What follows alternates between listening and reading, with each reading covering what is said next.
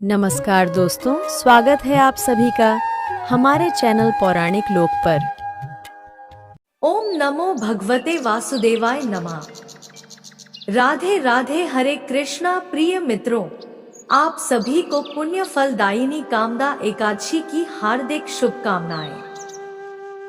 मित्रों, हिंदू धर्म में हर महीने में 2 और एक साल में 24 बार एकादशी आती है, जिसमें एक एकादशी कृष्ण पक्ष तथा दूसरी एकादशी शुक्ल पक्ष में 11वीं तिथि को आती है। यह तिथि जगत के पालनहार भगवान विष्णु को समर्पित है। इसी प्रकार से चैत्र माह के शुक्ल पक्ष की एकादशी को कामदा एकादशी के नाम से जाना जाता है। धार्मिक मान्यता के अनुसार एकादशी पर भगवान विष्णु और मां लक्ष्मी की पूजा का विधान है।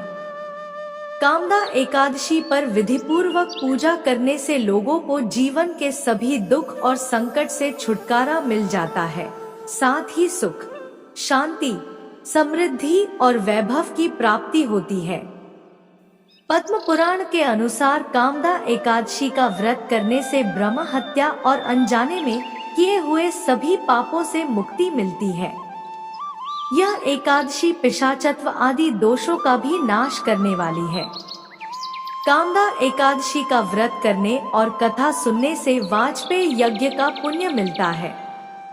तो चलिए मित्रों, प्रभु श्री लक्ष्मी नारायण जी के चरण कमलों का ध्यान करते हुए सुनते हैं कामदा एकादशी की पावन कथा। प्राचीन समय की बात है। धर्मराज युधिष्ठिर कहने लगे कि हे भगवान, मैं आपको कोटि-कोटि नमस्कार करता हूँ। आप कृपा करके चैत्र शुक्ल एकादशी का महात्म्य कहिए। श्री कृष्ण कहने लगे कि हे धर्मराज, यही प्रश्न एक समय राजा दिलीप ने गुरु वशिष्ठ जी से किया था और जो समाधान उन्होंने किया वो सब मैं तुमसे कहता हूँ। पर राजन, तुम कथा को प्रसन्न चित्त होकर सुनना और कथा को पूरा सुनना, क्योंकि अधूरा ज्ञान किसी काम का नहीं होता। युधिष्ठिर कहते हैं, हे प्रभु, मैं पूरी कथा को मन लगाकर सुनूंगा, आप कथा प्रारंभ करें। श्री कृष्ण कहते हैं, प्राचीन काल में भोगीपुर नामक एक नगर था। वहां पर अनेक ऐश्वर्यों से युक्त पुंडरीक नाम का एक राजा राज्य करता था। भोगीपुर नगर में अनेक अप्सरा, किन्नर तथा गंधर्व वास करते थे। उनमें से एक जगह ललिता और ललित नाम के 2 स्त्री पुरुष अत्यंत वैभवशाली घर में निवास करते थे। उन दोनों में अत्यंत स्नेह था, यहाँ तक कि अलग अलग हो जाने पर दोनों व्याकुल हो जाते थे।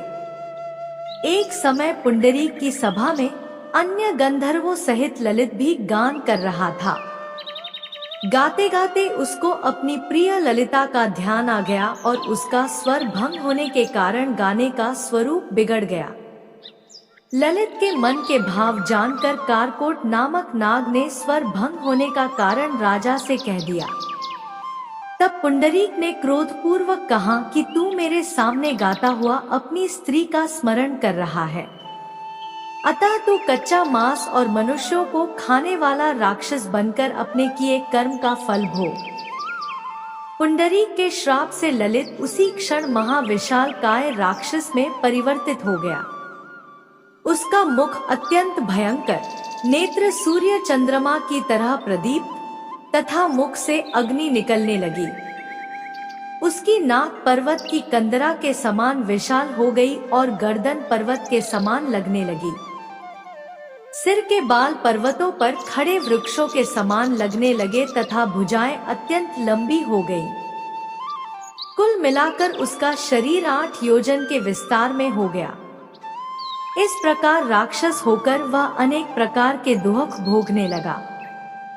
जब उसकी प्रियतमा ललिता को यह वृत्तांत मालूम हुआ तो उसे अत्यंत खेद हुआ और वह अपने पति के उद्धार का यत्न सोचने लगी। वह राक्षस अनेक प्रकार के घोर दुख सहता हुआ घने वनों में रहने लगा। उसकी स्त्री उसके पीछे पीछे जाती और विलाप करती रहती। एक बार ललिता अपने पति के पीछे घूमती घूमती विंध्याचल पर्वत पर पहुंच गई, जहां पर शृंगी ऋषि का आश्रम था। ललिता शीघ्र ही शृंगी ऋषि के आश्रम में गई और वहां जाकर विनीत भाव से प्रार्थना करने लगी। उसे देखकर शृंगी ऋषि बोले कि हे सुभगे, तुम कौन हो और यहाँ किस लिए आई हो? ललिता बोली कि हे मुने, मेरा नाम ललिता है। मेरा पति राजा पुंडरीक के श्राप से विशालकाय राक्षस हो गया है। इसका मुझको महान दुख है। उसके उद्धार का कोई उपाय बतलाइए। शृंगी ऋषि बोले, हे गंधर्व कन्या, अब चैत्र शुक्ल एकादशी आने वाली है, जिसका नाम कामदा एकादशी है। इसका व्रत करने से मनुष्य के सब कार्य सिद्ध होते हैं। यदि तू कामदा एकादशी का व्रत कर उसके पुण्य का फल अपने पति को दे तो वह शीघ्र ही राक्षस योनि से मुक्त हो जाएगा और राजा का श्राप भी अवश्यमेव शांत हो जाएगा। मुनि के ऐसे वचन सुनकर ललिता ने चैत्र शुक्ल एकादशी आने पर उसका व्रत किया और द्वादशी को ब्राह्मणों के सामने अपने व्रत का फल अपने पति को देती हुई भगवान से इस प्रकार प्रार्थना करने लगी, हे प्रभु, मैंने जो यह व्रत किया है, इसका फल मेरे पतिदेव को प्राप्त हो जाए, जिससे वह राक्षस योनि से मुक्त हो जाए। एकादशी का फल देते ही उसका पति राक्षस योनि से मुक्त होकर अपने पुराने स्वरूप को प्राप्त हुआ। फिर अनेक सुंदर वस्त्राभूषणों से युक्त होकर ललिता के साथ विहार करने लगा। उसके पश्चात वे दोनों विमान में बैठकर स्वर्गलोक को चले गए। वशिष्ठ मुनि कहने लगे कि हे राजन, इस व्रत को विधि पूर्वक करने से समस्त पाप नाश हो जाते हैं तथा राक्षस आदि की योनि भी छूट जाती है। संसार में इसके बराबर कोई और दूसरा व्रत नहीं है। इसकी कथा पढ़ने या सुनने से वाजपेयी यज्ञ का फल प्राप्त होता है। कामदा एकादशी के व्रत को सभी मनोकामनाओं को पूरा करने वाला माना जाता है।